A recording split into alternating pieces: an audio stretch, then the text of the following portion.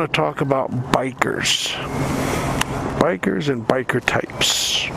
I mean, obviously, if you drive a car or any other vehicle, you know that there are several different types of bikers. Right? You got the stereotypical biker, right? Stereotypical biker are the guys that wear the leather, the spikes, the chrome all over their bikes. Hey, that rhymed. That was not on purpose either. You know, they have a look to them, vests, sometimes, most of the time, actually no helmet, jeans, boots, chaps. You know, they're trying to emulate the old cowboys from the West, but instead of on a horse, they're on a bike.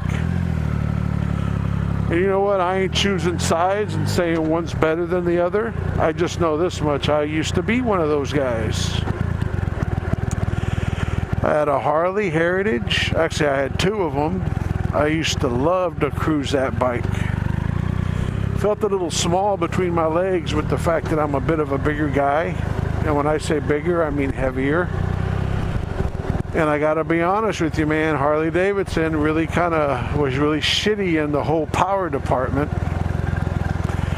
And that's something that I've noticed a lot with American products, and maybe that's something that they should take heed of, because regardless of the type of biker you are, whether you ride a Harley or whether you ride a Ninja or a Gixxer, or if you do the sport touring thing with the FJR 1300 or that new Valkyrie that came out by Honda, let me tell you something. I know bikes and I know people that ride bikes, and what it always boils down to at one time or another is power. How much power does the bike have? How fast does the bike go? Of course, comfort also plays a big part, especially when you get older like I am. But it always comes down to that, you know.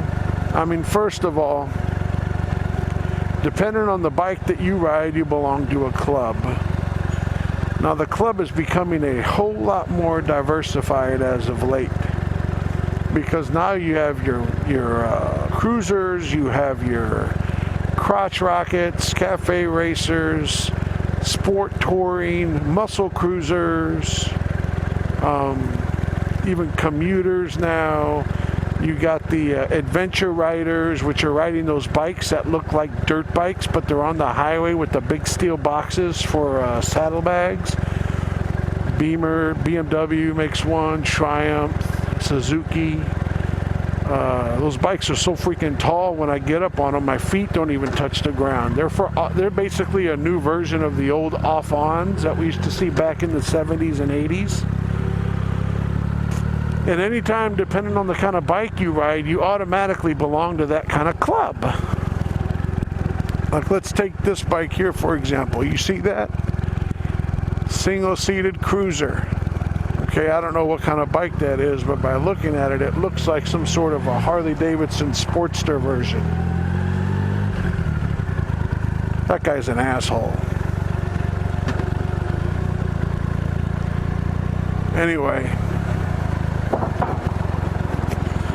belong to a certain club depending on the kind of bike you get, you know. And for some reason, and I don't know why, but when you start riding that bike, it will affect the way you dress instead of you affecting your bike, which is the way it should be. And then depending on what bike you ride and what club that you think you belong to, it will start affecting your actions. And it will affect the way you approach and treat other people that ride in different clubs. And I swear, man, it is the funniest thing as a biker to see. I mean, I ride my bike all the time, everywhere, to and from work, out and about on weekends. It's something that I thoroughly enjoy doing. And I don't care what kind of bike you ride, as long as your butt feels good in the saddle, man, I'm happy for you. But don't distinguish me as part of a club. Like me, I drive a cruiser, a big muscle cruiser, one of the biggest muscle cruisers. You know, I'm a big, heavy guy. I weigh above 250, and I want my bike to be equally as powerful, and I want to feel small on my bike. I don't want to feel like my bike's having trouble moving my bulk around, if you know what I mean. Now, Harley, they've stepped up their game over the last 10 years, and they're starting to come out with some quicker bikes, some more powerful bikes. Not many, but it's there. And the fact that Harley-Davidson is adding those options now is a good thing. But you know what, man? Be prepared to drop a lot of money.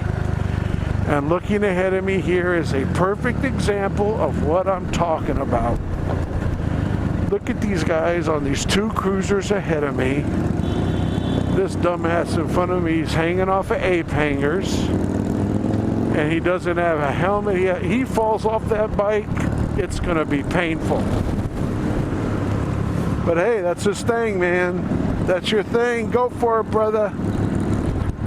I love you no matter what you ride, and remember that. It's just not for me, man. Not for me. You can get yourself a jacket that is just as cool, but a little bit more protective. And now you see what I'm talking about.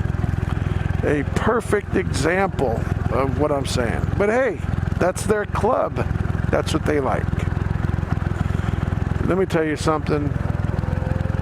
Just like all the different races diversifying on this planet, I think bikers are going to start coming together too. But we need to stop treating each other like shit in the meantime, man. It's like biker racism. I'm a Harley driver. What do you drive? Well, I drive something else. Ew, that sucks. You suck and your bike sucks. Well, I drive a Triumph Cruiser. What do you drive? I drive a Suzuki GSX-R 1000. That's a shitty bike. Now you suck and your bike sucks. I don't want to talk to you. Doesn't have to be that way. Now I do gotta say one thing about the cafe racers or the ninjas and the Gixxers and stuff. When they ride together, they ride fast. I saw a group of like 12 the other day on the interstate, and man, I was doing 80 and they flew by me like I was sitting still. And let me tell you, that looked scary to me. That looked very scary. Not very safe either. Oh, look at the horse-drawn carriage. That's cool, man. And then I saw a bunch of Harley guys the other days out cruising. And again, no helmets, no safety. Cute horse. Again, it looked like they were having fun, and I applaud them for it, man, but it did not look safe to me. Look at that, scooters. A couple scooters there. Again, another club. This isn't quite Japan or China, but scooters downtown are becoming a common thing to see. I mean, they're good on gas mileage, right? Tell me what you think about the bike clubs. Tell me what you think about bikers in general. Hey man, it reduces your carbon footprint if it does anything. That's all I gotta say. Uses less gas, gets good mileage. Of course, that only is if you're not driving a bike around with a car engine. And I've seen those. I think it's called Boss Haas is the company. Big old V8 engine on a bike. Holy moly. You know that that's an American bike, because that just screams of excess, man. I got a freaking 350 horsepower Corvette engine V8 between my legs, baby. That makes no sense at all to me. But hey, whatever floats their boat. What cracks me up about the Boss Haas is they got this huge fan in front of a radiator, just like in an old car. When it's cruising down the road, you just see this big fan coming at you behind that front wheel. Cracks me up, man. I don't know if I would like to have one of those, although the power would feel good. But you know what? It got me off subject, and I know I'm just ranting, and that's what this blog is today, just a rant. But what it always boils down to is power. Doesn't matter what kind of bike you get, you're going to want to add horsepower. You're going to want to add speed. If you use it for commuting and you're up on that interstate, I commute the Interstate 10 corridor every day, twice a day. About 45 miles one way to work, 45 miles one way back home, all on Interstate 10 through the center of Houston. And let me tell you what, baby, it's fast. Average speed's about 80, 85, and that's moving with the flow of traffic. And if you think you're going to be able to cruise slower, you're going to be all the way in the right-hand lane, and it's dangerous. They're going to run your ass over. But when I had my Heritage Harley, man, I remember being so disappointed because I was driving a Kawasaki 1500 Vulcan, which had about 15 or 20 more horsepower than the Harley did. And when I first drove the Harley, I swear to God, I thought I was going to have to get out and push that thing. You know, I think it was like 55 horsepower stock off the lot. Who the hell wants to spend the kind of money I was dropping, which was more than 20 G's, on a bike with no more than 55 horsepower? That's just not cool, man. Nobody wants that. So when you're out getting a bike for the first time, man, use your head. Choose wisely. Think about what you like in a car and project that onto your bike, because regardless of what anybody else tells you, you're going to want more power, you're going to want more speed. If you got a buddy that's driving around a Sportster 1200 Harley and he's pulling about 58 horsepower and he tells you, man, it's not about the power of the bike, but about the ride. You don't need all that speed and all that horsepower. He's lying to you because he's jealous because you're going to get a bigger bike than him. I mean, let's break it down and let's be for real here. That's the way the human mind thinks. So if you're going to get yourself a bike, think big, think fast, because even if you don't use it, you're going to want it.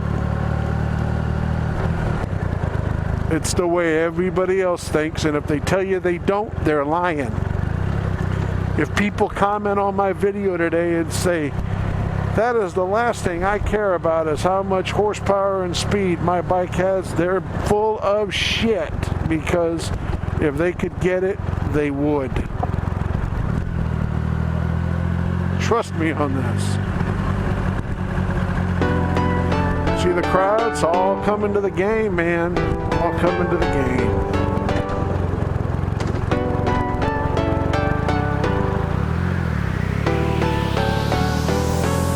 Anyway, Rocket Man Mike coming to you from Houston, man. I think we're done with this blog right now.